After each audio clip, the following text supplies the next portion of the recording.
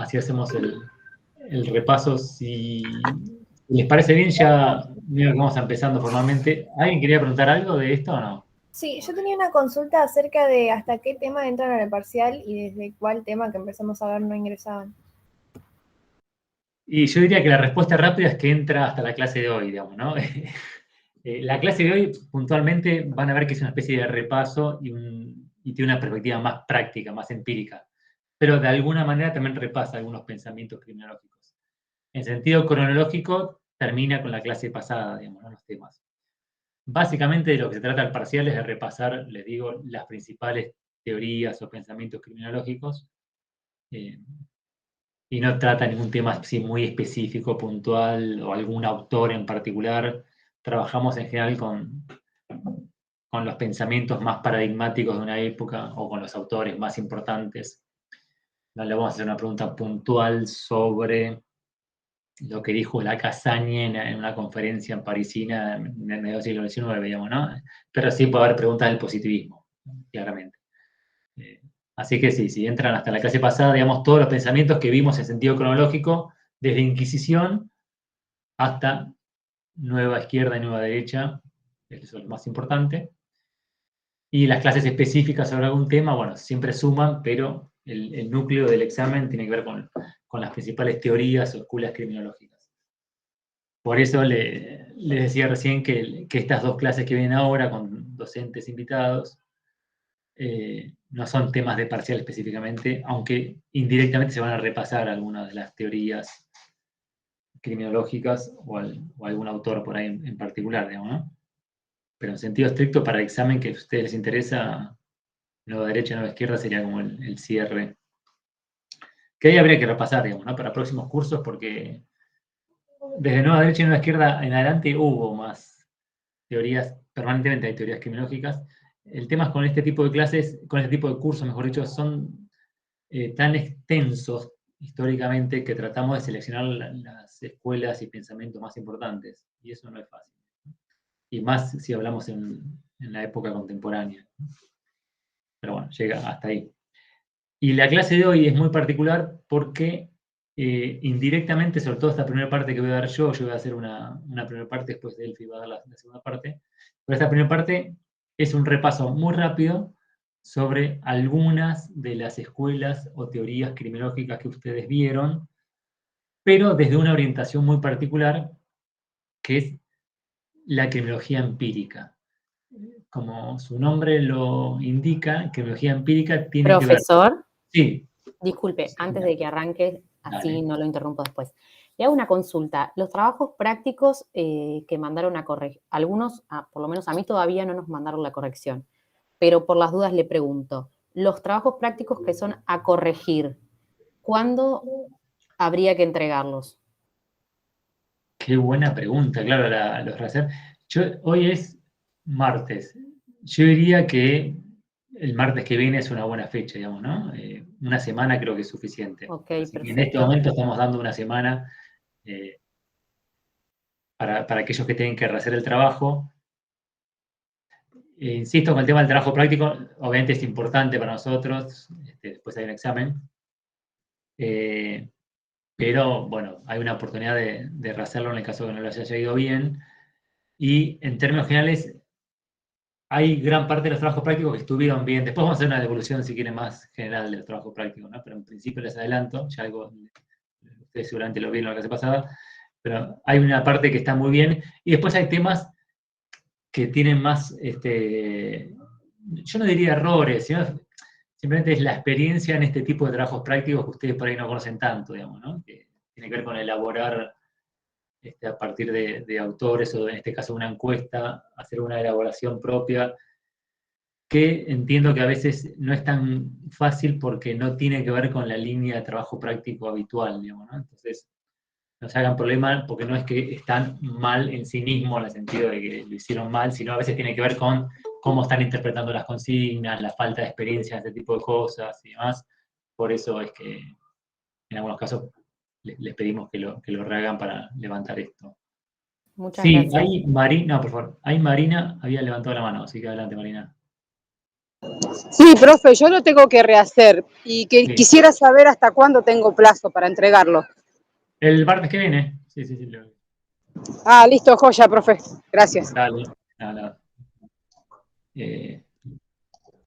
Pero, digamos, los trabajos prácticos, como los exámenes en general, piensen ustedes que hay que separarlos de las cuestiones de autoestima no tiene nada que ver, digamos, ¿no? Tiene que ver con una dinámica que es la dinámica de cursar una materia y demás, y muchas veces hay trabajos prácticos de personas que está claro que leyeron mucho, pero tal vez no interpretaron tan bien la consigna o fallaron un poco en cómo lo elaboraron, pero no necesariamente tiene que ver con la falta de lectura.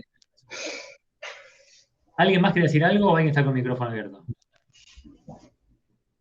Ah, creo que Gonzalo está con el micrófono abierto. Fíjate si lo puedes apagar, Gonzalo. Ahí está. Gracias. Todo bien.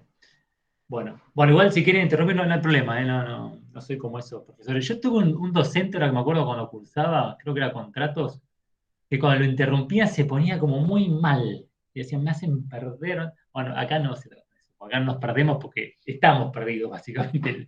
La teoría criminológica, si algo que tiene es pocas certezas, así que no se hagan problema con eso de interrumpir y demás.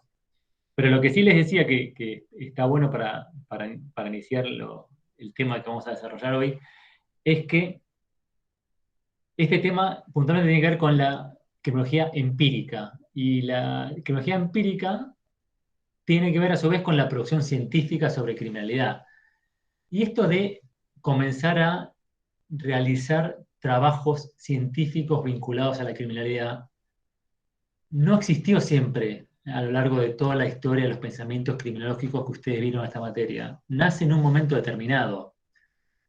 ¿Alguna o alguno de ustedes me puede decir en qué momento les parece a ustedes que nace la producción científica vinculada al delito? Las reflexiones teóricas son desde la Inquisición, pero la idea de también producir científicamente estudios o estadísticas sobre el delito, ¿en qué momento nace?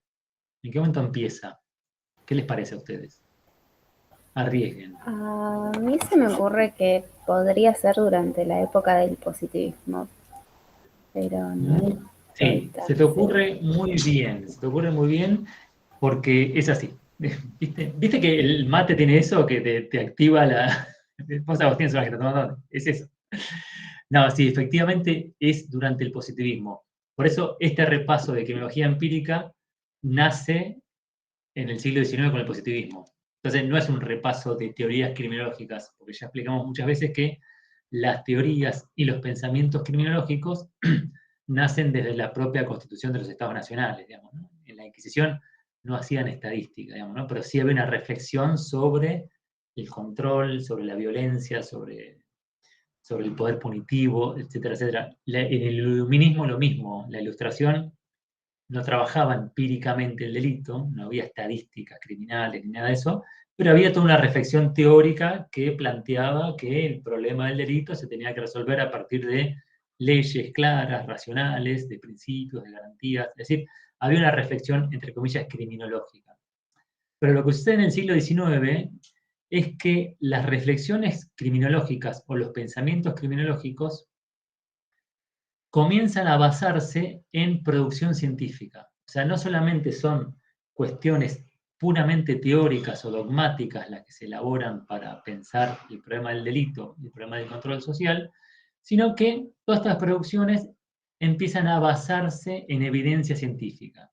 ¿Por qué? Porque en el siglo XIX, como ustedes se acordarán, aparece el discurso científico muy vinculado a las ciencias sociales. ¿Se acuerdan que en la clase que vimos del siglo XIX y de positivismo, decíamos que es un momento en el cual nacen muchas disciplinas de pretensiones científicas? Se instala con fuerza esta idea de replicar el método científico de las ciencias naturales para estudiar los hechos sociales. Y en ese sentido aparecen muchas disciplinas científicas o de pretensiones científicas que pretenden explicar científicamente las causas del comportamiento humano.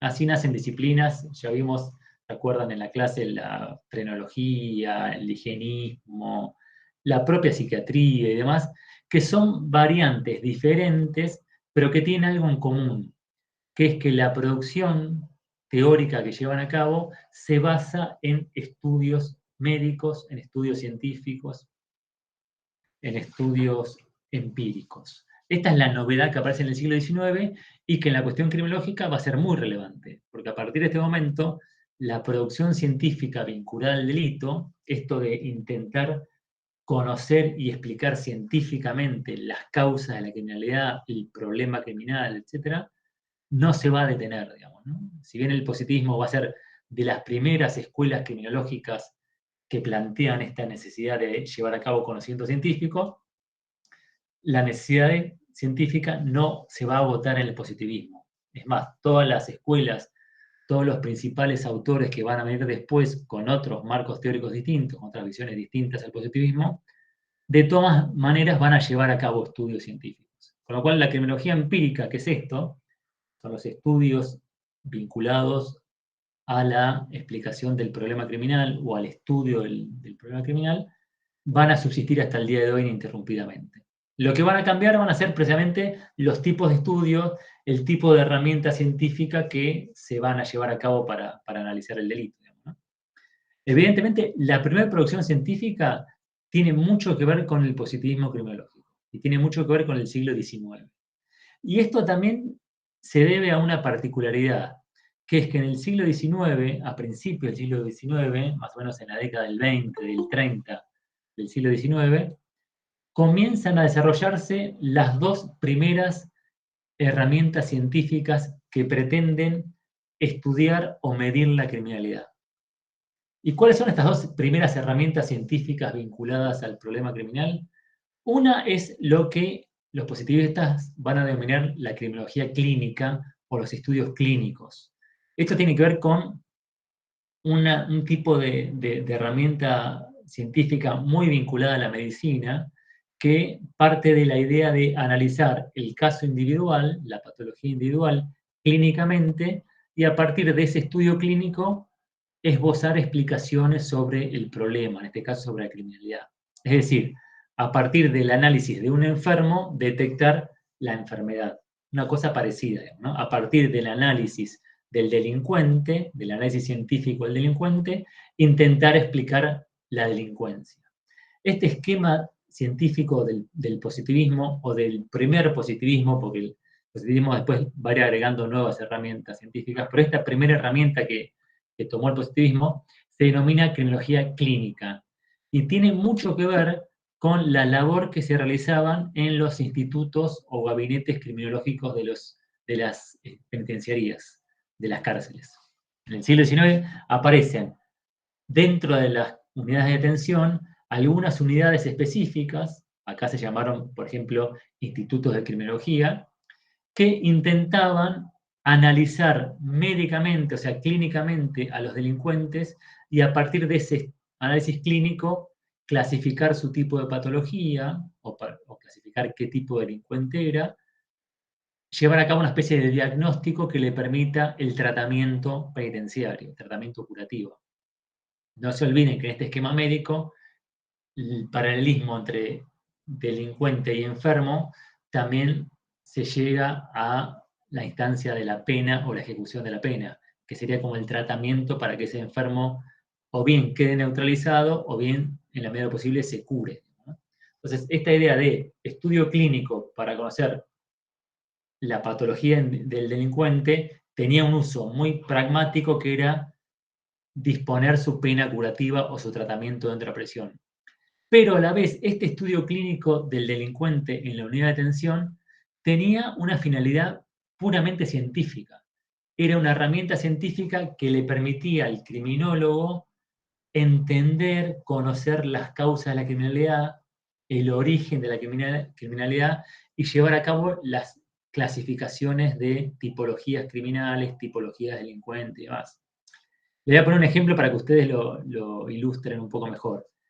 En el año 1907 se crea, creo que esto lo mencioné en alguna clase, en la Penitenciaría Nacional, que es la penitenciaría más importante que tuvo la Argentina, la más numerosa seguramente durante mucho tiempo, se crea el Instituto de Antropometría, que después se llamó Instituto de Criminología, que lo dirigió durante muchos años José Ingenieros, que era un criminólogo argentino muy conocido, ¿no?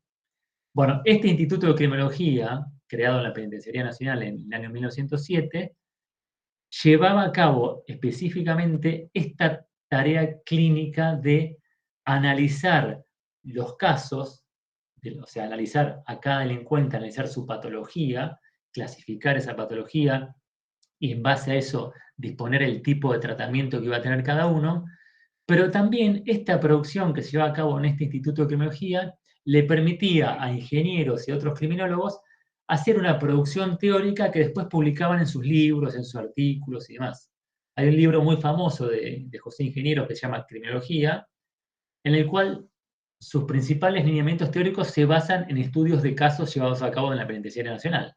Entonces, era la herramienta también científica que le permitía a la criminología desarrollar las explicaciones sobre las causas de la criminalidad, sobre las tipologías criminales y sobre todo lo que tiene que ver con la etiología criminal, es decir, el origen del delito. Entonces, esta fue la primera herramienta científica vinculada al estudio de la criminalidad, la criminología clínica o el estudio de casos. Pero casi inmediatamente al nacimiento de la criminología clínica aparece una segunda herramienta científica que, a diferencia de la criminología clínica, va a permanecer como una herramienta de consulta en las siguientes teorías criminológicas y en las propias oficinas del Estado. Me refiero a las estadísticas criminales. A diferencia de la criminología clínica va a ser dejada de lado muy rápidamente a nivel académico. O sea, estos institutos de criminología van a permanecer en muchos casos en las unidades de detención, pero ya no se van a utilizar como una herramienta de producción científica o como una herramienta válida para conocer las causas de la criminalidad. Rápidamente va a perder mucho prestigio, digamos, a nivel académico esta herramienta típicamente positivista, entonces va a ser dejada de lado a nivel teórico, si quieren. En cambio, las estadísticas criminales que nacen también en esta época van a ser utilizadas por el positivismo, pero también van a ser utilizadas por las subsiguientes escuelas criminológicas y van a ser una herramienta de consulta a nivel académico hasta el día de hoy. Con lo cual, estas dos herramientas científicas van a tener distinto recorrido y distinta suerte, ¿no? En un caso, a nivel académico, como que muere casi al empezar, y en otro caso, en el caso de las estadísticas, es una herramienta de consulta hasta la actualidad, más allá de los límites y los sesgos que tiene, ¿no? ¿Y de qué se tratan las estadísticas criminales? Bueno, las estadísticas criminales básicamente representan lo que el Estado conoce sobre el problema criminal. Cuando uno habla de una definición de qué se entiende por estadísticas oficiales, una definición muy sencilla es explicar que las estadísticas oficiales es lo que el Estado conoce sobre su territorio, sus recursos y su población. En este caso, lo que el Estado conoce sobre la cuestión criminal es lo que registran las agencias del Estado vinculadas a la cuestión criminal. ¿Y cuáles les parecen a ustedes que son las 3 agencias o los 3 organismos del Estado que registran datos sobre la cuestión criminal? Dijimos que las estadísticas oficiales tienen que ver con lo que el Estado conoce sobre un fenómeno. En el caso de la criminalidad, lo que el Estado conoce sobre la criminalidad es lo que registran 3 grandes agencias que tiene el Estado vinculados al tema penal. ¿Cuáles les parece a ustedes que son esas 3 agencias del Estado vinculados al tema penal que van a redundar en la primera estadística oficial en materia criminal? A ver, ¿alguna o alguno se anima a arriesgar alguna de estas 3 agencias?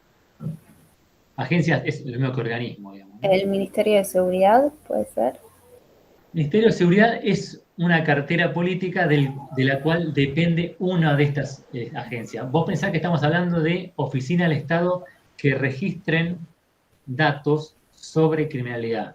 El Ministerio directamente no registra datos, pero sí tiene una agencia que lo hace. Alguna secretaría especializada. Claro. A ver, ¿alguien se anima de...? A ver, Gonzalo. Hola, ¿se me escucha? Sí. Bueno, yo arriesgo, no estoy seguro. ¿El Ministerio Público Fiscal? Bueno, esa tiene que ver, no está tan mal, está bien, está bien, te digo que hasta te la haría por bien, porque tiene que ver con la segunda agencia que es el Poder Judicial o la Justicia. Les tiro un secreto para que tengan en cuenta de acá en adelante. Cuando uno habla de sistema penal en sentido amplio, se entiende hablar muchas veces de la palabra sistema penal, ¿no? El sistema penal es selectivo, el sistema penal, bla, bla, bla. Bueno, las 3 principales agencias del sistema penal es de lo que estamos hablando ahora, digamos, ¿no? La justicia, en el cual incluimos el Ministerio Público, es una de estas 3 agencias. Es el eslabón del medio. Lo que falta es definir cuáles son las otras 2 agencias del sistema penal. Una, Agostina indirectamente la mencionó, pero no la mencionó literalmente. ¿Qué agencia, qué institución tiene mucho que ver con el delito y registra delitos? En este caso son delitos denunciados, digamos, ¿no? Efectivamente, Matías, la policía. La policía es la primera agencia oficial vinculada al tema de la criminalidad. Es policía, justicia, y el tercer eslabón es el último eslabón del sistema penal, donde van El sistema penitenciario. Exactamente, ahí. Bien, Mora. Bien.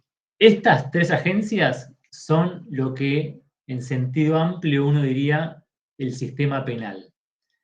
Y estas 3 agencias son, paradójicamente, las 3 agencias que comienzan a registrar datos sobre criminalidad.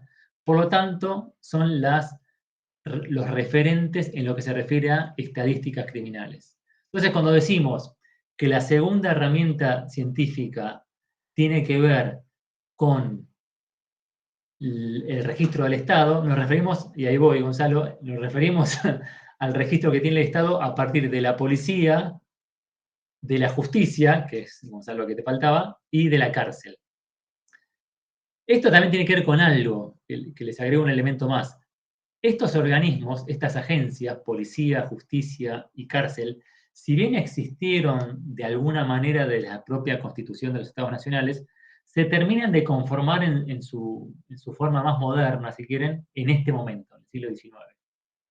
Y estas 3 agencias tienen una particularidad, que las 3, dentro de su propia labor, comienzan a registrar datos. La policía empieza a registrar, no sé, la cantidad de casos de sumarios que inicia, la cantidad de delincuentes que atrapa. Empiezan a registrar datos.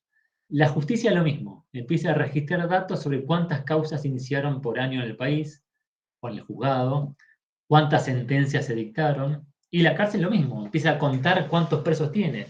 Entonces, las cárceles, dentro de su función, también hacen una especie de recopilación de datos sobre cuántos presos tienen, cuántas son mujeres, cuántos varones, porque es el momento en el cual, insisto, el discurso científico está tan instalado que las propias agencias del Estado comienzan a trabajar también desde una perspectiva científica.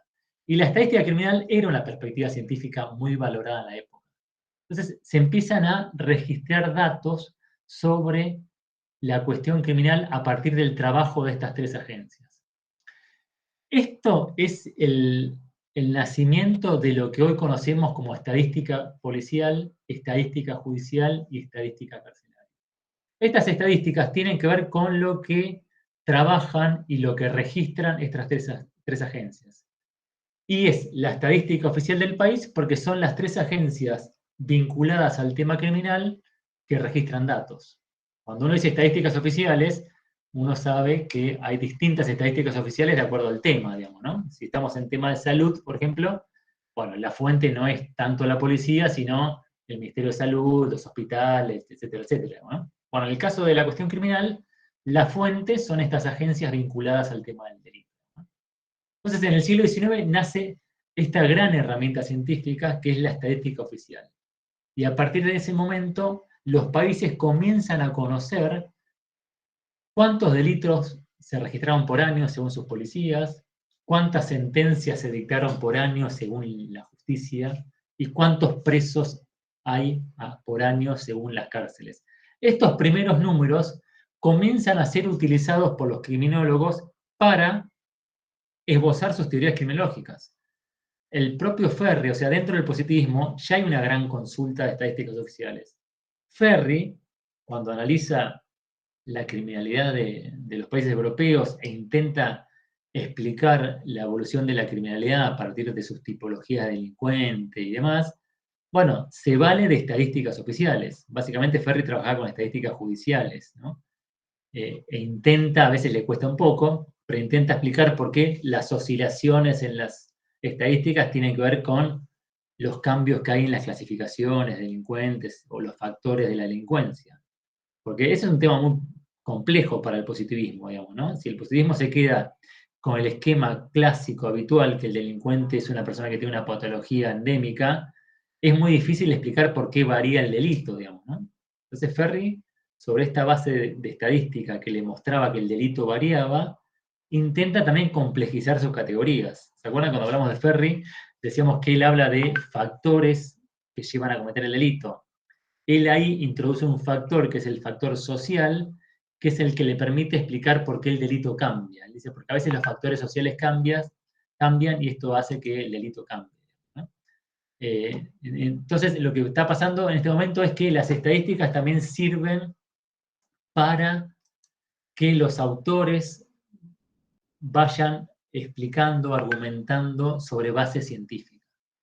Ya las explicaciones del delito no tienen que ver solamente con cuestiones teóricas y cuestiones dogmáticas como era antes, sino a partir de ahora las explicaciones del delito o de las causas de la criminalidad van a dialogar permanentemente con lo que dice la producción científica, empírica, ¿no? Va a ser muy raro que un autor criminológico diga algo sin ningún sustento científico. Esta idea de hay un contrato social que nadie firmó que explica que algunas personas incumplen el contrato y demás, y esa es la aplicación, ya va a ser dejada de lado, ¿no? Siempre hay algún autor que habla sin ninguna fuente científica, pero digo, a nivel académico empieza a ser respetado un discurso que se base en cierta producción científica. Y la producción científica vinculada al delito se basó en el inicio en estas dos herramientas de investigación. La criminología clínica, muy vinculada al positivismo, de hecho no va a haber ninguna otra teoría criminológica que va a trabajar con casos clínicos, va a ser dejado de lado muy rápidamente, y las estadísticas oficiales que sí van a ser utilizadas por, yo diría que la mayoría de los criminólogos y sociólogos que vienen desde el siglo XIX en adelante.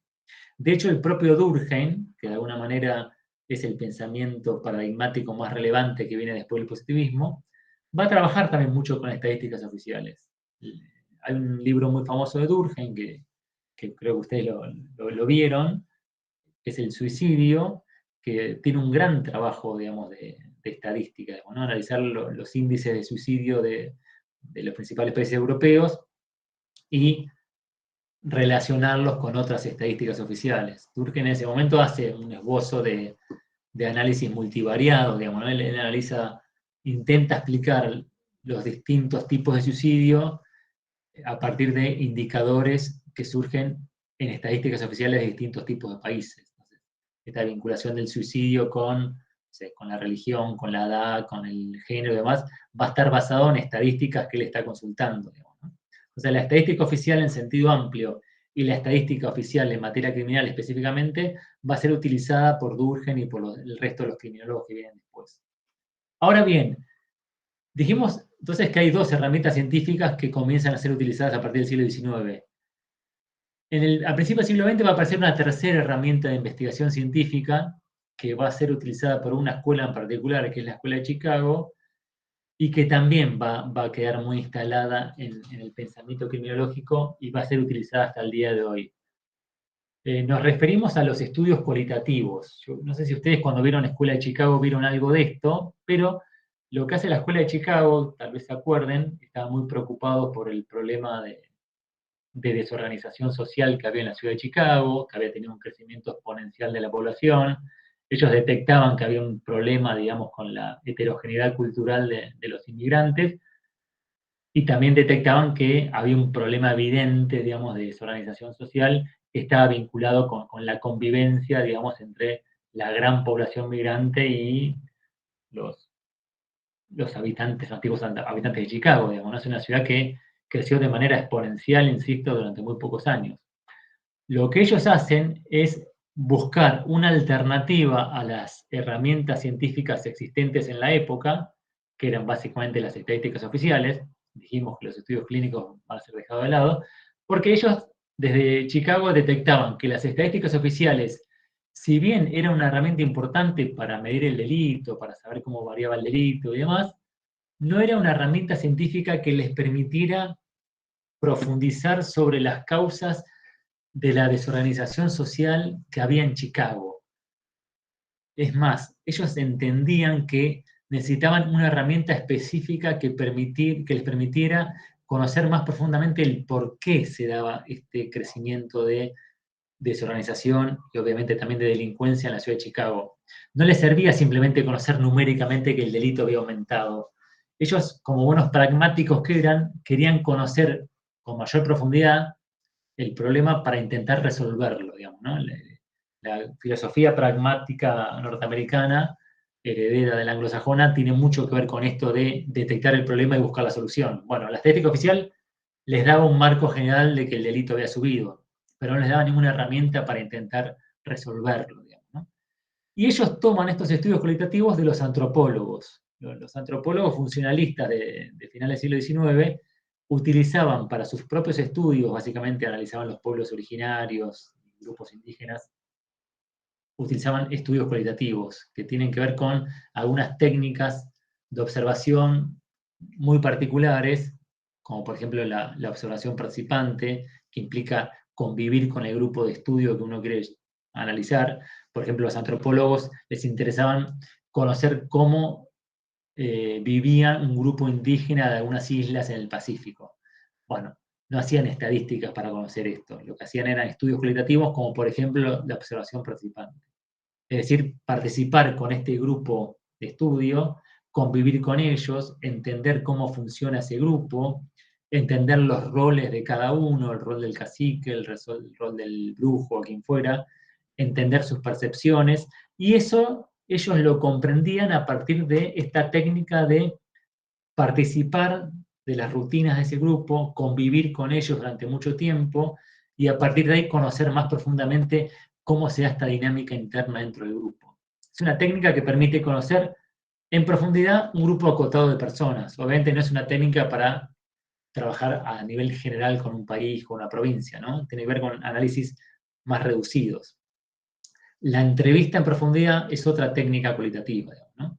Analizar algunos personajes claves, algunas biografías interesantes, en el caso de los antropólogos, por ejemplo, el cacique o el líder, algo así, y a partir de una entrevista muy larga con esas personas, conocer más profundamente también el grupo, digamos, ¿no? Por qué funciona como funciona, cómo se organizan, cómo se estructuran, digamos, ¿no?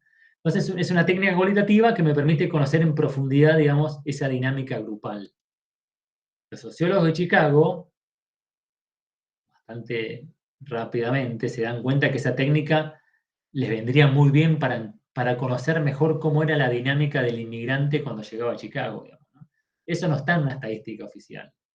La estadística, insisto, te va a decir, bueno, sí, se duplicó el delito. Chicago va a decir, no, no me importa eso, quiero saber por qué.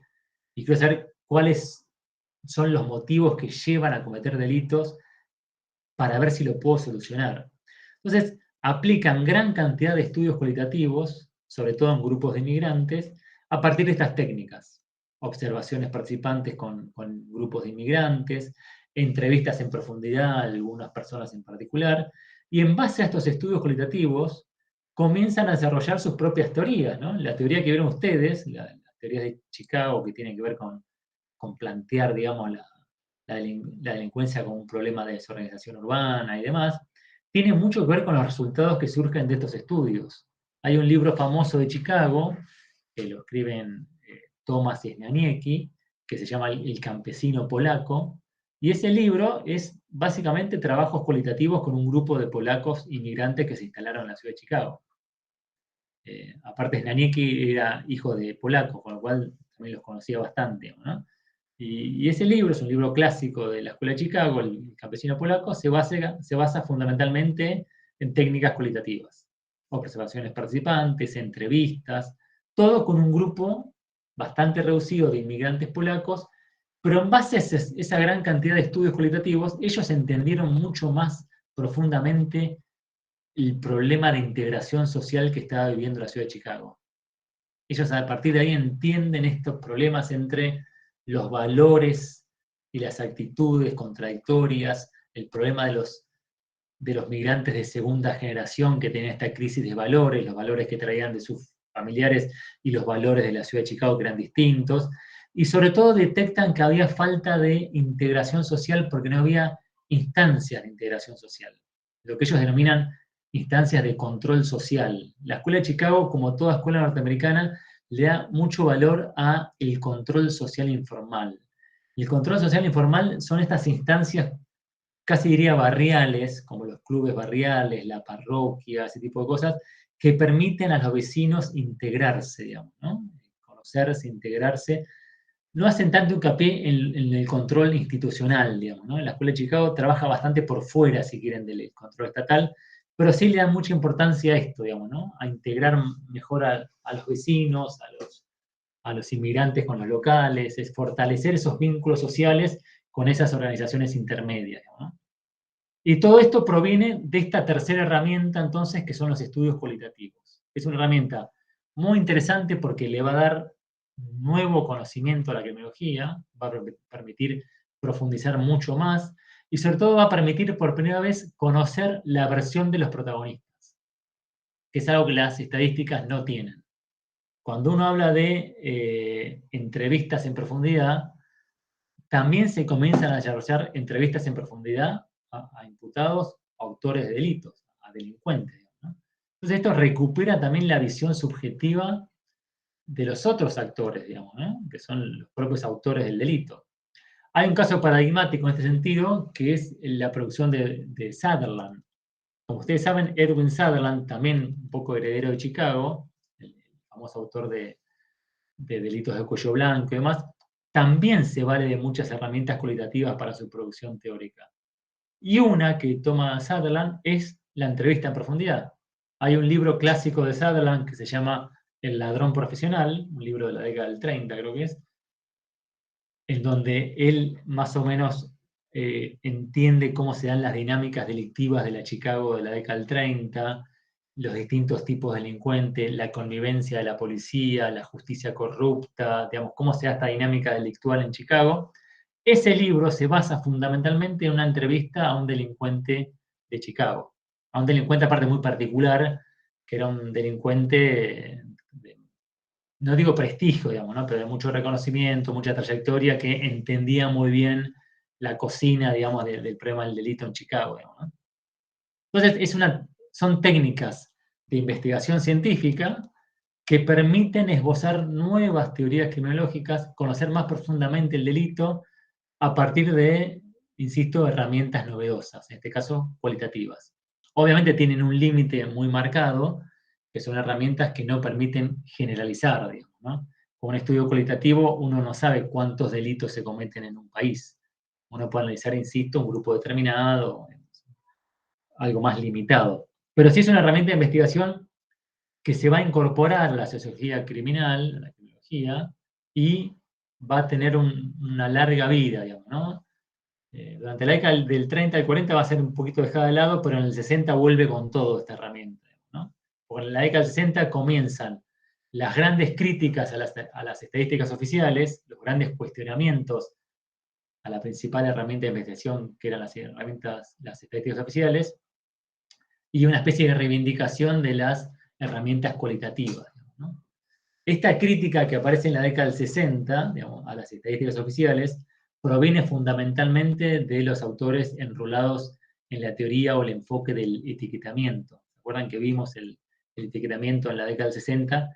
Que es una teoría muy rupturista, digamos, ¿no? Rompe con toda la explicación criminológica, rompe con este paradigma típico de la criminología de buscar las causas de la criminalidad y plantea un escenario distinto, digamos, ¿no?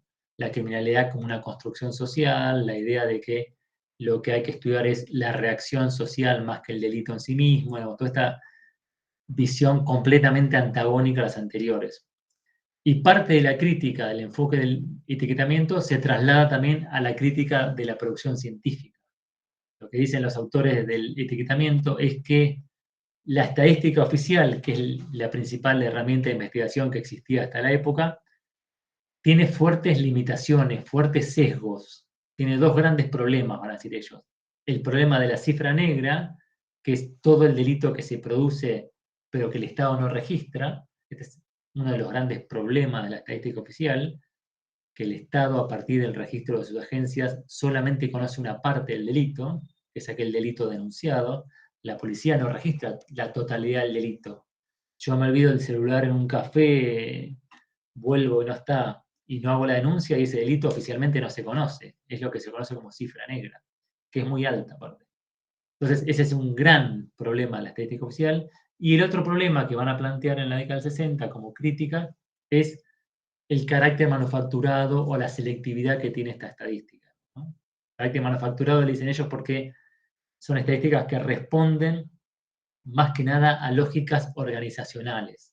La estadística policial, por ejemplo, tiene mucho que ver con la forma de trabajar de la policía, con el delito que ve la policía, con las categorías que maneja la policía, con la visión teórica que tiene la policía. Entonces, van a decir ellos, la estadística policial habla más de la policía que del delito, digamos, ¿no? Entonces, tiene una selectividad muy grande en la estadística oficial que tiene que ver con el objetivo, el perfil de la propia agencia que la registra.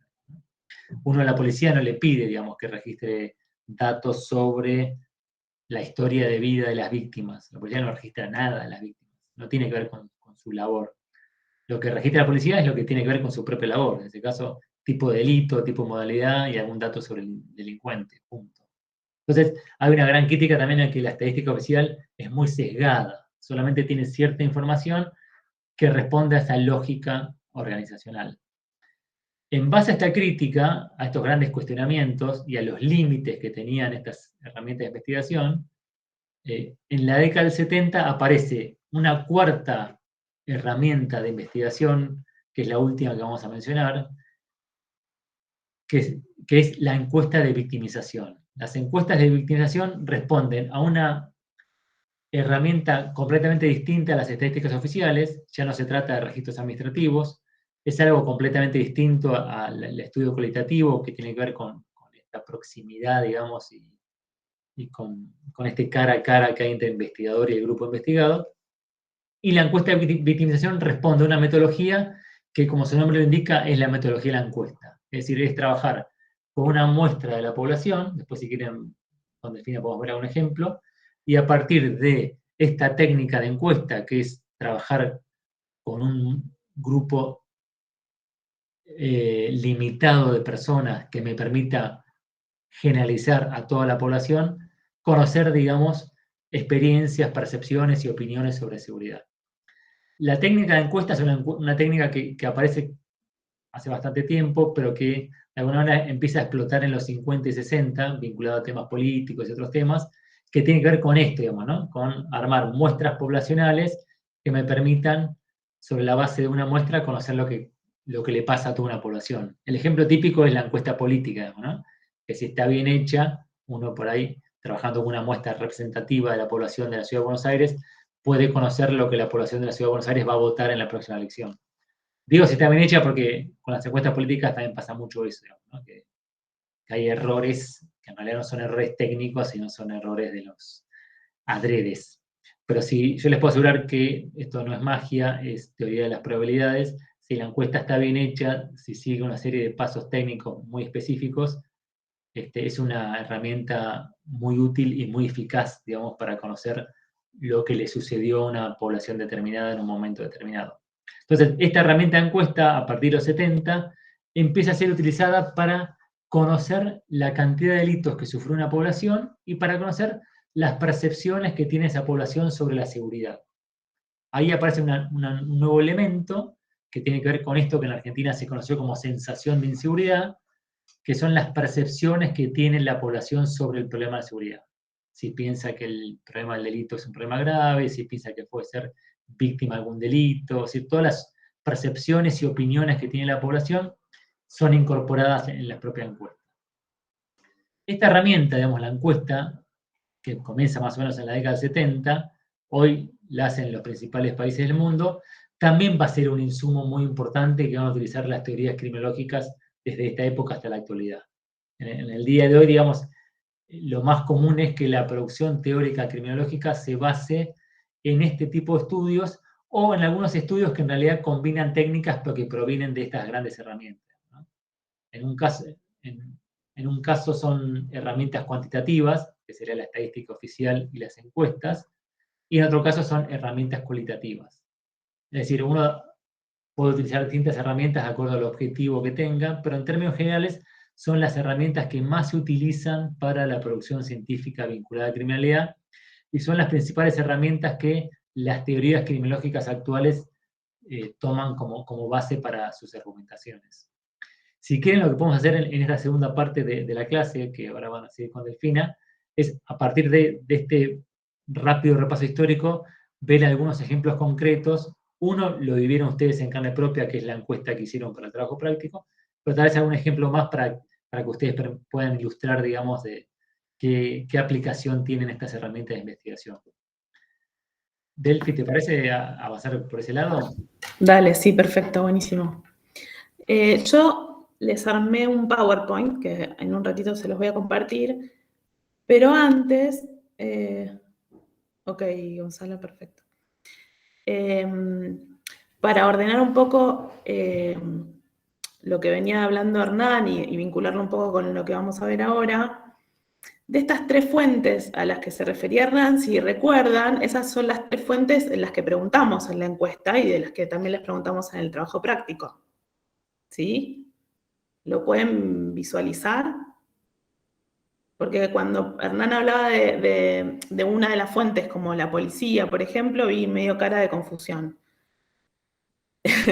Y por ahí la confusión está porque cuando ustedes buscaron la estadística, los que dan esa estadística es el Ministerio de Seguridad, que es como decía Agostina, ¿sí? Pero la fuente, o sea, de donde se registra ese dato, viene de la policía, ¿sí? No es el Ministerio de Seguridad el que recibe las denuncias, sino que es la policía, ¿sí? Entonces, por eso es importante entender cuáles son las fuentes, ¿sí? Lo mismo pasa con la estadística del SNEP, que ustedes también consultaron para hacer el trabajo práctico, y es una de las preguntas que aparecen, no específicamente consultando sobre el SNEP, pero sí que se refiere a la cantidad de presos, por ejemplo, que hay en Argentina, ¿sí? Y también lo mismo, es el Ministerio de Justicia, en este caso, el que va a publicar esas cifras, ¿sí? Pero los que envían esa información son los servicios penitenciarios, ¿sí? Entonces la fuente no es exactamente el Ministerio de Justicia, sino que la fuente va a ser el servicio penitenciario, ¿sí? Cada uno de los servicios penitenciarios van a dar información sobre los legajos de las personas que están privadas de libertad, por ejemplo, ¿sí? Entonces, teniendo en cuenta esto, que tiene que ver con las fuentes, pensemos en, no sé si recuerdan la clase de metodología que tuvimos, en donde yo les decía que había 3 fuentes fundamentales para la estadística. Y un poco Hernán las nombró hoy. ¿Se acuerdan? ¿O lo repasamos?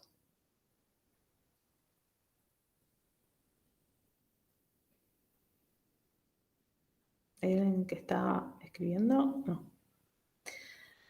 Bueno, las 3 fuentes fundamentales son los censos, las encuestas y los registros administrativos, ¿sí? Y vinculando esto con lo que les decía recién, el SNEP, por ejemplo, o sea, la estadística penitenciaria, viene de registros administrativos, pero a su vez es un censo, ¿sí? Porque se hace todos los años en una determinada fecha de corte, digamos, en donde se envía la información, y es en todos los servicios penitenciarios, a nivel nacional, ¿sí?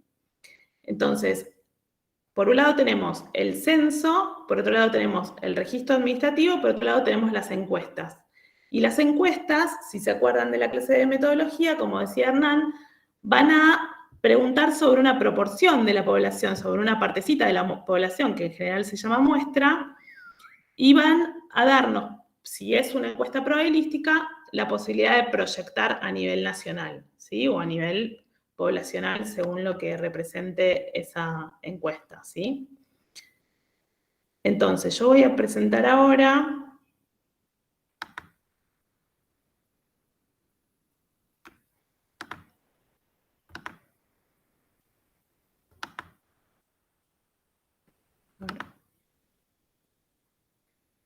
bien.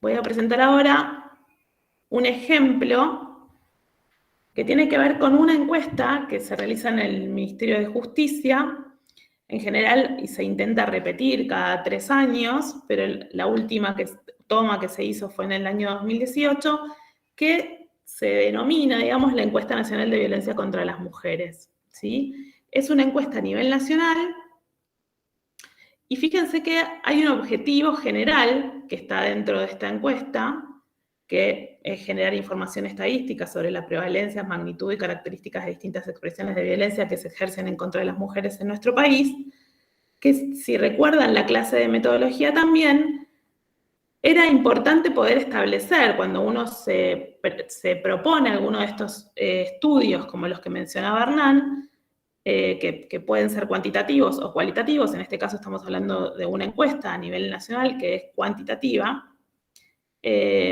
objetivos. Y en general en los estudios como este tipo se presentan objetivos generales, como en este caso, y objetivos específicos, ¿sí?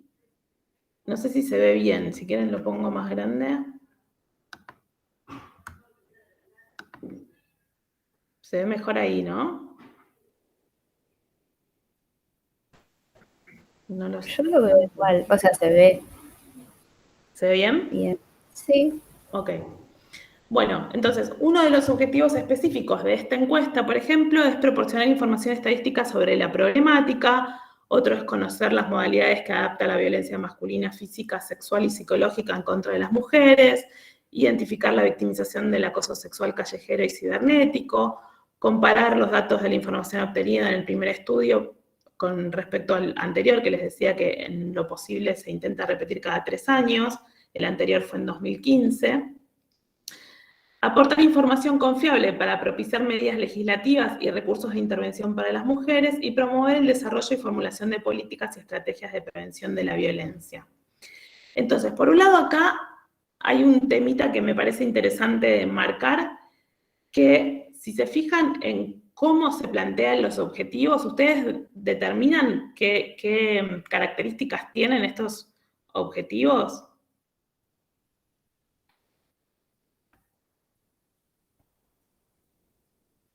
¿Hay algo que noten que está igual o que tiene una característica general que es igual en todos? Aunque hablen de distintas cosas y busquen distintas cosas, hay algo que se plantea de la misma manera. Yo no sé si está bien, pero los verbos, o sea, están con verbos en infinitivo. Exacto, muy bien. Espectacular. Perdón, no veo la pantalla porque estoy viendo el PowerPoint, entonces no sé quién lo dijo, pero está muy bien. Exactamente. Una característica de los objetivos es que estén en verbos en infinitivo, o sea, que uno se plantea algo que tiene que ver con lo que se espera del trabajo, del estudio, de la investigación, ¿sí? Entonces, siempre acuérdense que cada vez que se planteen, si es que quieren participar de una investigación o plantear ustedes una investigación propia o trabajar en algún estudio de este tipo, que para que estén bien establecidos los objetivos tienen que estar determinados así, ¿sí? Eso por un lado. Y por otro lado, hay algo que tiene que ver con lo que Hernán también contaba con respecto a la criminología crítica, que un poco se relaciona con los últimos objetivos de esta encuesta como ejemplo, ¿no? Uno es aportar información confiable para propiciar medidas legislativas y recursos de intervención para las mujeres, y otra, promover el desarrollo y formulación de políticas y estrategias de prevención de la violencia. O sea, si pensamos en lo que venía contando Hernán con respecto a las estadísticas oficiales, a la intención de los estudios criminológicos para recabar información, ¿en función de qué? ¿Para qué? ¿De qué sirve conocer o de qué sirve tener estas estadísticas o conocer, por ejemplo, en este caso, acerca de la violencia contra las mujeres?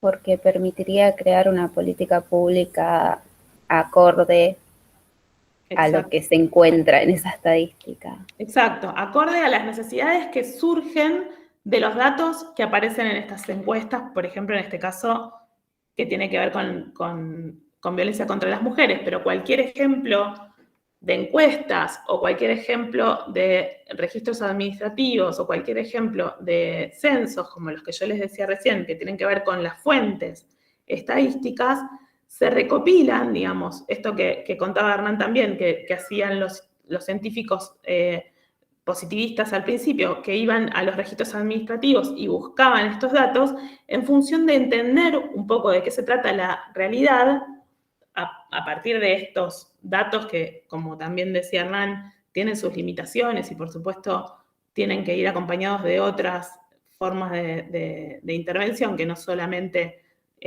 son los datos oficiales, pero sí es un aporte importante para poder partir por lo menos de un conocimiento, aunque sea exploratorio, aunque sea de una primera mano, para entender un poco de qué se trata la realidad, ¿no? En este caso, sobre violencia contra las mujeres, ¿sí?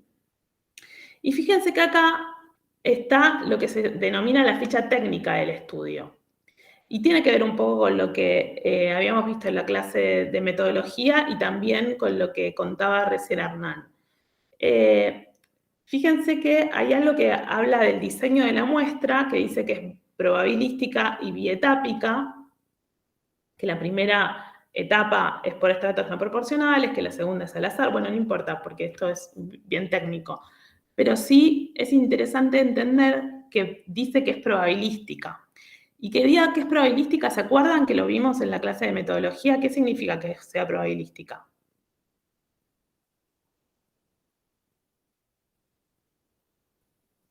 ¿Alguien se acuerda? Hizo mención Hernán sobre eso. ¿No recién. habíamos dicho que se podían generalizar los resultados? Exacto.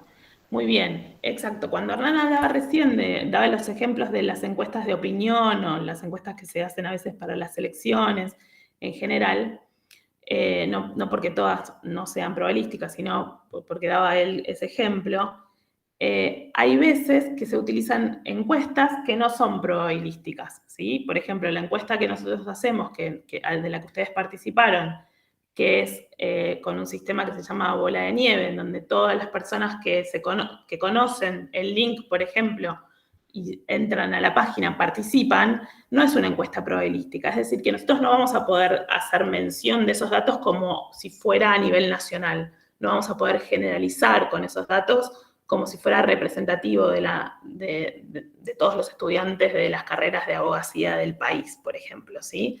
Pero sí vamos a poder hablar de las personas que respondieron esa encuesta, ¿sí? Siempre vamos a tener que hacer mención de las personas que participaron, de los encuestados, de las personas que respondieron la encuesta.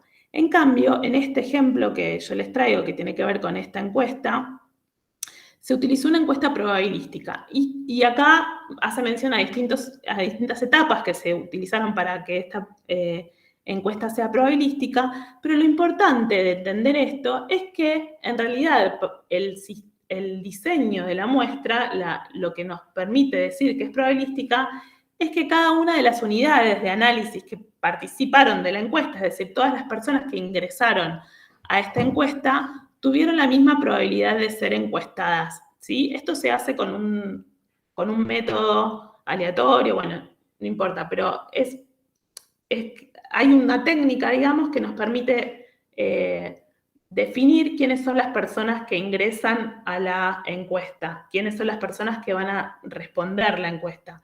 Y esa definición va a tener que ver con ese diseño, va a tener que ver con que hagamos bien las cosas, digamos, y podamos decir que las personas que ingresaron tuvieron la misma probabilidad de ser encuestadas que las otras que no ingresaron, ¿sí?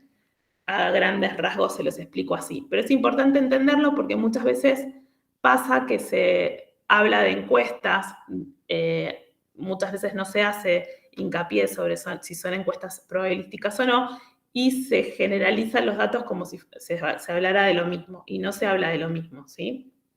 Fíjense que el universo de esta encuesta dice que es la población general de mujeres de 18 a 69 años residentes en Argentina. O sea que estas personas que respondieron a esta encuesta, y para que sean probabilística, tiene que ser que todas las mujeres de 18 a 69 años residentes en Argentina, nosotros tenemos que poder demostrar, digamos, con el sistema y el diseño que utilizamos en la muestra, que todos tuvieran la misma probabilidad de ser seleccionadas, ¿sí? En este caso son mujeres de 18 a 69 años las que responden, ¿sí? Después, bueno, son cuestionarios que ahora vamos a ver más en profundidad cómo está pensado el cuestionario y un poco algunos resultados. Esto del sistema CATI se utiliza mucho cuando se hacen encuestas telefónicas. Es un sistema que permite recopilar rápidamente el resultado de los datos que están dando a nivel, de manera telefónica a las personas que responden.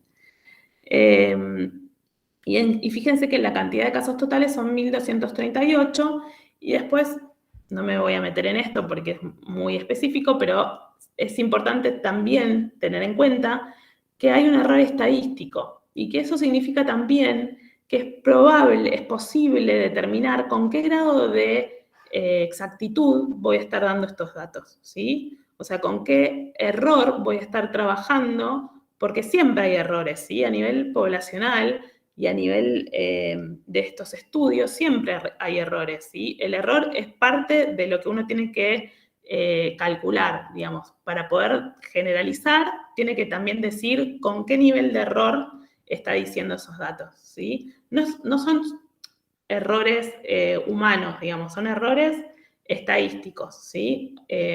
Por supuesto que también hay errores humanos que están dentro de estos cálculos, pero básicamente los errores estadísticos son los que nos permiten decir con qué nivel de confianza puedo asegurar el dato que estoy dando, ¿sí? Te hago una consulta. ¿Ese Sí. error específicamente de dónde provendría puntualmente? Tipo de la encuesta. Sí, es un cálculo que se hace en base a la cantidad de personas que ingresaron a la encuesta, en base a la población que yo tengo y en base a la decisión que se tomó con respecto al muestreo, digamos. En este caso, por ejemplo, que es un muestreo no proporcional, es medio técnico lo que te voy a decir, pero quiere decir que yo tengo que decir que tengo, para hacer el cálculo, que tengo un 50% de probabilidades de que dentro de mis cálculos haya errores. Entonces, en esos 50% hay una fórmula que se hace para definir cuál es ese error, ¿sí? Hay distintos cálculos, porque depende de cómo se diseñó el muestreo, que se hacen para poder determinar el error. Pero lo importante es que siempre se conozca ese error. Si no hay error calculado, es porque no hubo un muestreo diseñado anterior, ¿sí? ¿Está claro? No quiero ser muy técnica para no aburrirlos, Sí. porque no va con la cuestión de la clase y de la materia en sí, pero sí es interesante conocer un poco de esto porque muchas veces repetimos, muchas veces escuchamos, muchas veces lo que escuchamos lo repetimos, y está bueno saber que ser conscientes, digamos, de que hay datos y datos, digamos, ¿no? Hay datos que están bien elaborados, hay datos que no, y hay datos que, aunque no sean probabilísticos, están bien elaborados, pero tienen que estar especificados que no se pueden dar a nivel proyección o a nivel poblacional, ¿sí? Bueno, en este caso, fíjense que es muy interesante mirar que en los 1.238 casos que entraron a la encuesta, hay 627, fíjense que en el primer cuadrito que está a la derecha, hay 627 casos que respondieron que nunca experimentaron violencia física o sexual desde los 16 años, ¿sí? Después se va desagregando esta información en relación a la violencia física o sexual, en relación a los últimos 5 años, en relación al último año, pero no voy a entrar específicamente en esto. Si les interesa, después les pasamos el Power, pero básicamente lo que les quería mostrar es este primer cuadrito en donde aparece que el 50% de las mujeres entrevistadas no experimentaron violencia física o sexual. O sea que casi un 50% de las personas que entraron a esta encuesta, y que como es probabilística podemos decir que a nivel nacional es este dato, se podría decir que casi el 50% de la población de mujeres experimentaron alguna vez violencia física o sexual desde los 16 años, ¿sí? Después nosotros hacemos preguntas que tienen que ver con las formas de violencia física. esto también es interesante para analizar cómo preguntar. No sé si se acuerdan que cuando vimos metodología, la clase esa que vimos metodología, yo les hablaba de operacionalizar, ¿no? ¿Y qué era esto de operacionalizar? ¿Se acuerdan? ¿Alguno se acuerda?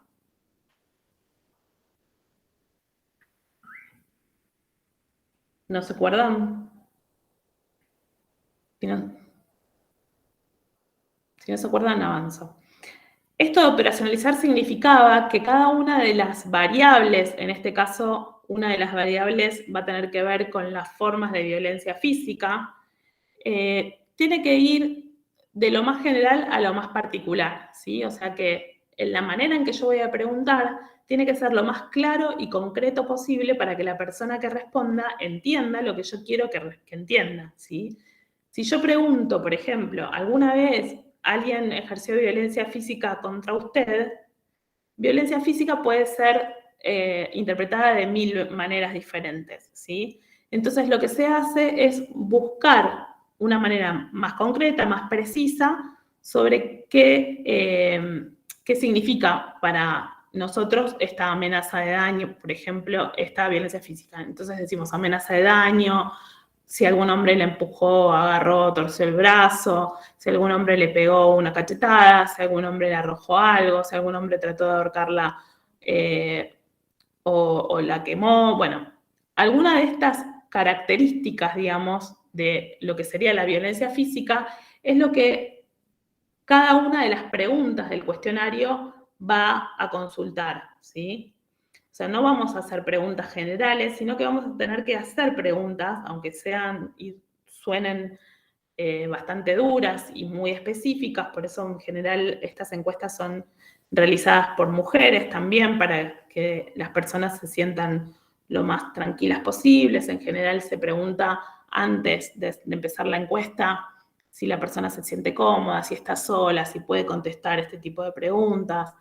Digamos, todo el entorno, el contexto en el que la persona va a responder, la tenemos en cuenta para que sea lo más fiable posible el dato, ¿sí?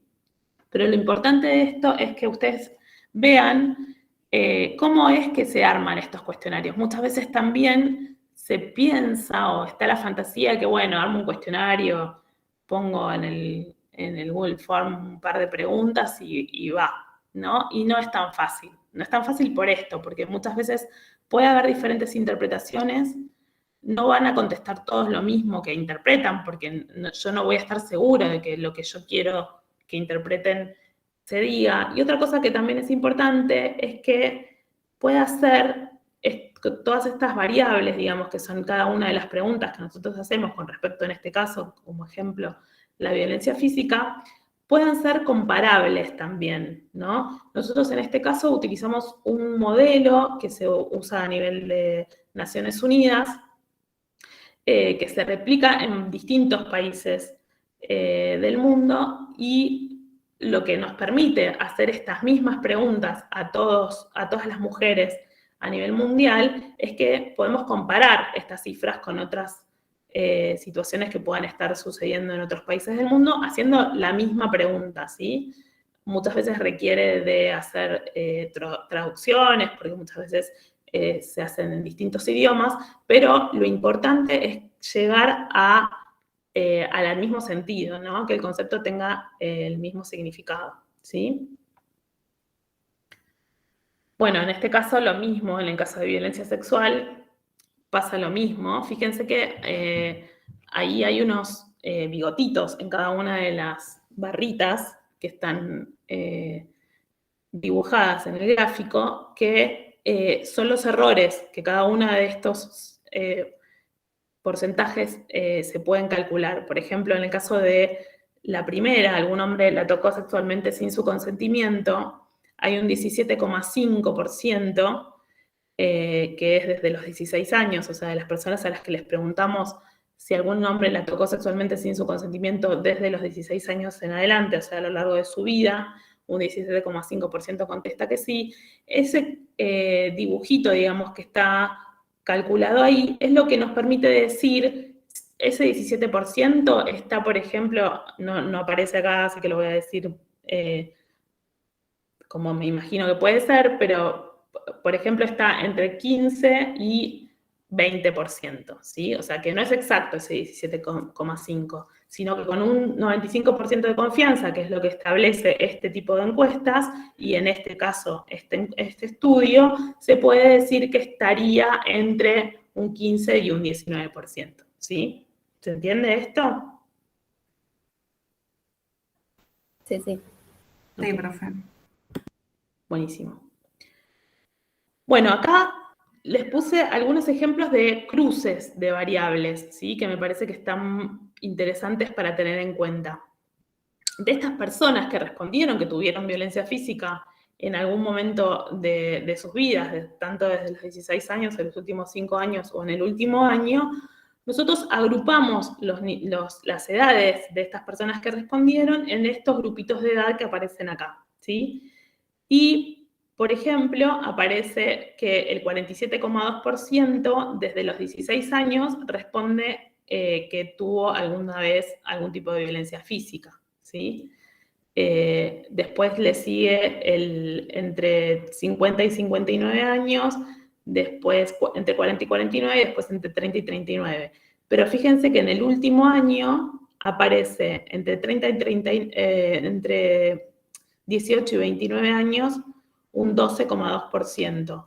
Después los porcentajes son bastante más bajitos, pero es interesante analizar por grupos de edad porque también nos permite dar cuenta de esto que yo les mencionaba al principio y que alguno de ustedes también hacía mención con respecto a las políticas públicas, ¿no? Conocer estas características, este tipo de cruces, por ejemplo, en este caso, que tenga que ver con las jóvenes, con las mujeres más jóvenes, con las de menor edad, que son las que más declaran que en el último año sufrieron algún tipo de violencia física, hay que actuar con alguna propuesta de política pública a nivel legislativo, a nivel de política social de la que se pueda armar, digamos, pero es interesante tener este tipo de datos para poder saber para dónde ir, digamos, ¿no? ¿Qué es lo que más se necesita o quiénes están más en riesgo? Por ejemplo, en este caso, los grupos de edad de 18 a 29 años, ¿sí?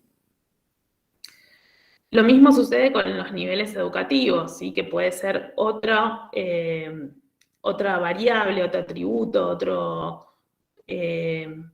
otro aspecto que nos dé algún tipo de dato sobre qué niveles de enseñanza, digamos, tienen las personas que han sufrido mayor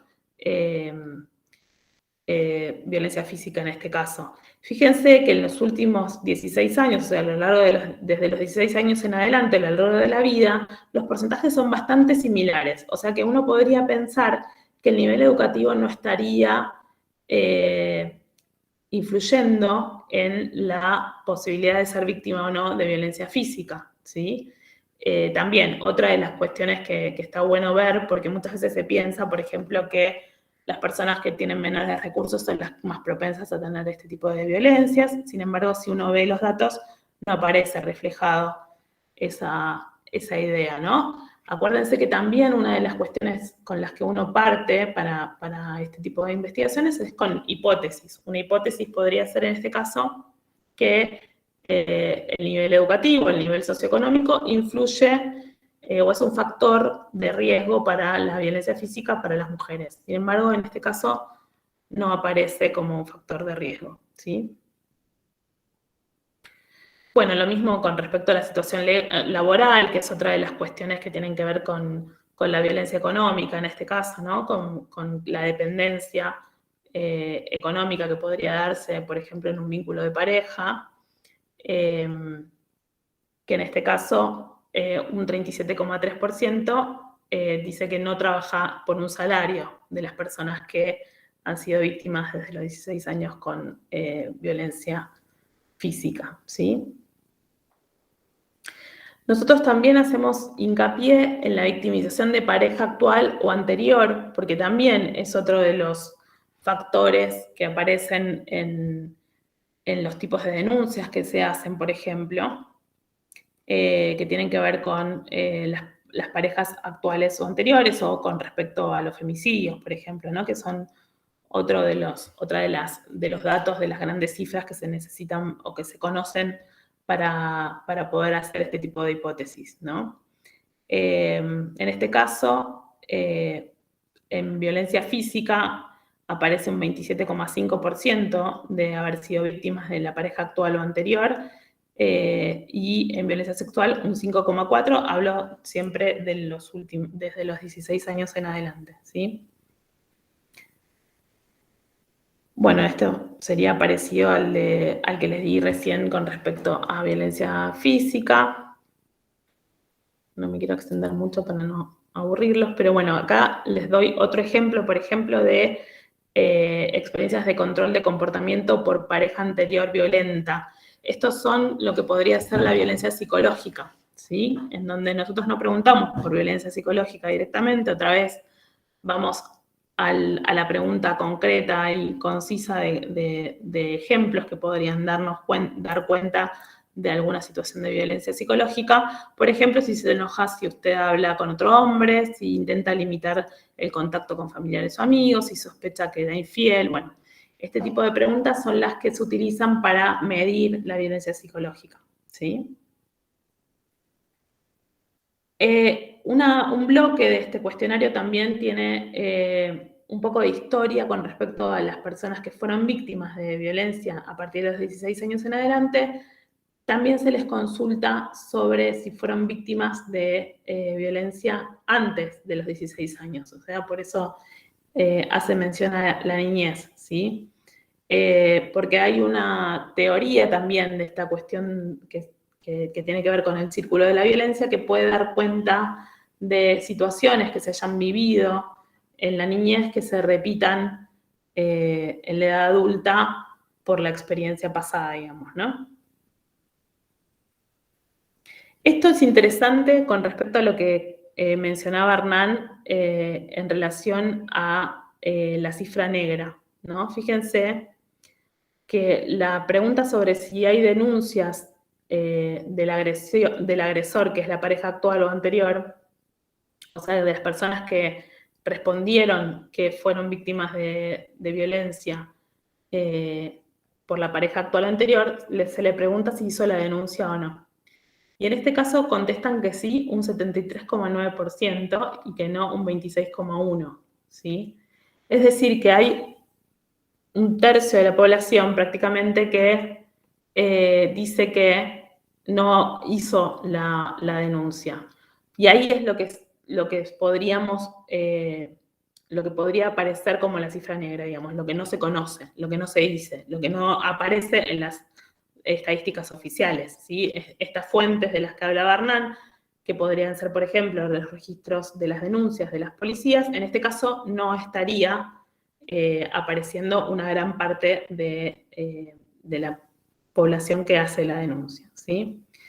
Nosotros preguntamos qué hizo la policía para ayudarla en el caso de que hayan hecho la denuncia, como para medir también el comportamiento policial frente a las situaciones de víctimas de mujeres.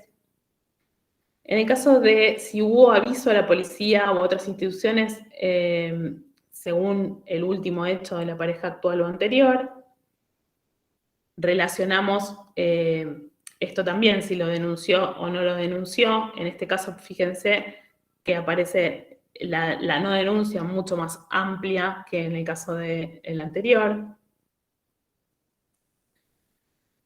Y en el caso de la no pareja, o sea que no es una pareja actual, quienes intentamos comparar si se hace más la denuncia frente a la situación de pareja o no, y en este caso da también un 60,8%, en el caso de la pareja daba un 70 y pico, y que no hace la denuncia casi un 40%, ¿sí? Es mucho más alto.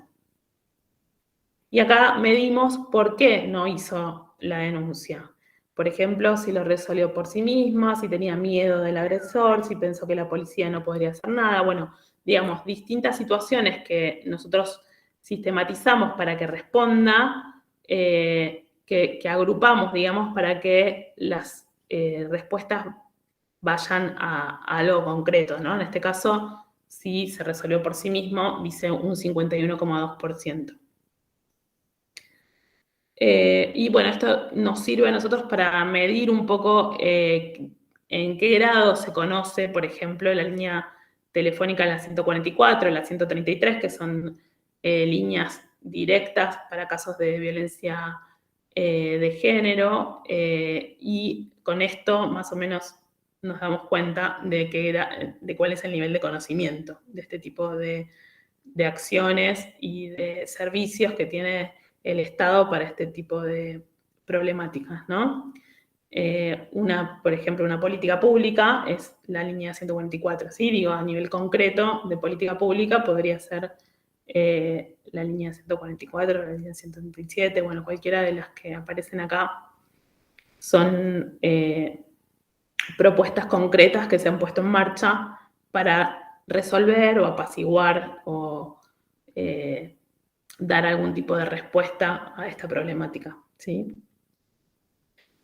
Después, no sé cómo estamos de tiempo, pero les quería mostrar muy a grandes rasgos otro estudio, que no es una encuesta, para tener una visión más general de los tipos de datos que se pueden relevar sin necesidad de hacer una encuesta necesariamente, que es, en este caso, un estudio judicial y jurisprudencial sobre homicidios dolosos con víctimas mujeres.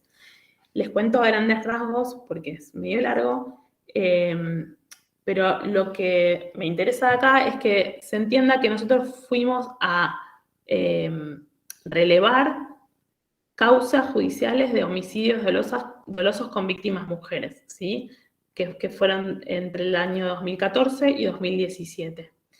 O sea que intentamos relevar todas las causas judiciales que tuvieran algún tipo de perspectiva de género, digamos, en el sentido de poder vislumbrar cuáles de estas causas podrían ser tratadas como femicidios, ¿sí?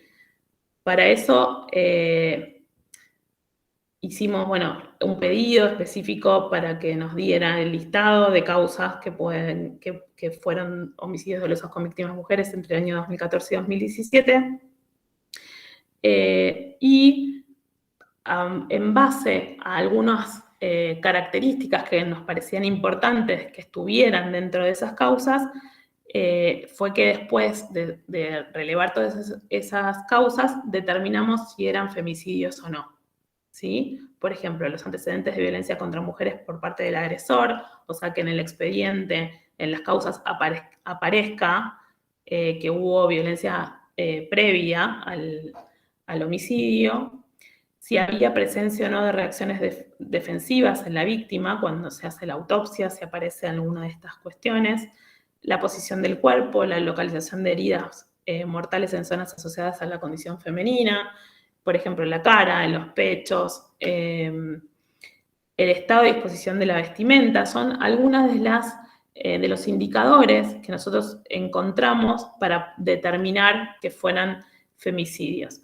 Ustedes podrían decir, bueno, pero cualquier homicidio por parte de un hombre hacia una mujer debería ser determinado como femicidio, pero nosotros lo que hicimos fue, como las causas no siempre hacen mención de esta carátula, digamos, no hablan directamente sobre femicidio, nosotros hicimos este trabajo, digamos. No todas las causas tienen perspectiva de género, entonces no todas tienen alguna agravante por violencia de género. Entonces este trabajo nos lo tomamos nosotros para determinar que sean o no, según este criterio de estos indicadores, femicidio. Bueno, un poco ya se los conté a todo esto, lo que aparece acá, creo. Sí. Pero bueno, básicamente lo que les quería contar con respecto a esto es que no necesariamente tiene que hablarse de encuestas para hacer este tipo de datos, para obtener este tipo de datos, ¿sí? Como les decía al principio, las encuestas, los censos y los registros administrativos son los que brindan la información sobre las estadísticas oficiales, ¿sí? En este caso, estaríamos hablando de registros administrativos porque los datos vienen dados del Poder Judicial, de las causas, ¿sí? Otro ejemplo que podríamos hablar de censos podría ser, por ejemplo, el de el SNEP, como ustedes vieron cuando hicieron las consultas para el trabajo práctico, ¿sí? No se los puse para que no sea reiterativo con respecto a eso, pero es un ejemplo claro de censo. Bueno, hasta aquí. Perdón, son y media. Bueno. Sí, vamos a ser respetuosos con el horario, pero bueno, creo que estuvo bien ahí plantear ejemplos concretos. Obviamente estos temas, si a ustedes les interesa, les puedo pasar material y ampliarlo, digamos, ¿no? Pero bueno, para que tengan una idea un poco de qué va esto de la investigación empírica. Bueno, no creo que haya muchas dudas a esta altura, así que si quieren les propongo, bueno, encontrarnos el viernes que viene en las primeras las clases con docentes invitados, que es sobre delitos informáticos en este caso. Así que les sugiero que vengan a la clase, que es importante.